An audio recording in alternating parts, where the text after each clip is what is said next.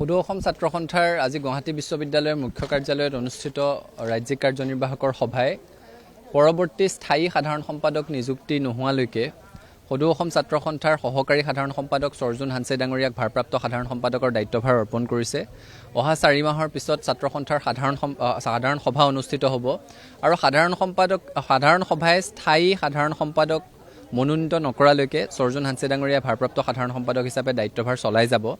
আজি সকলো সহকাৰী সাধাৰণ সম্পাদকৰ মতামত লৈ ৰাজ্যিক কাৰ্যনিৰ্বাহকৰ সভাত সভাপতি হিচাপে মই আৰু আমাৰ মুখ্য উপদেষ্টা সমুজ্জ্বল ভট্টাচাৰ্য ডাঙৰীয়াই সৰ্জুন হানছে ডাঙৰীয়াৰ নামটো ভাৰপ্ৰাপ্ত সাধাৰণ সম্পাদক হিচাপে প্ৰস্তাৱ কৰাৰ লগে লগে সকলো কাৰ্যনিৰ্বাহকে থিয় হৈ হাতচাপৰি বজাই হৰ্ষোল্লাসৰ মাজত এই প্ৰস্তাৱ গৃহীত কৰে আৰু আশা কৰিছোঁ যে সৰ্জুন হানছে ডাঙৰীয়াৰ নেতৃত্বত ছাত্ৰ সন্থাই ৰাইজৰ আশা আকাংক্ষাক বলিষ্ঠভাৱে আগবঢ়াই লৈ যাব পাৰিব। ছাত্ৰ সন্থাৰ সংগ্ৰামখন অধিক গতিশীল হ'ব আৰু এই মুহূৰ্তত আমি অসমবাসীৰ ৰাইজৰ অভিভাৱকত্ব আৰু আশীৰ্বাদ কামনা কৰিছোঁ।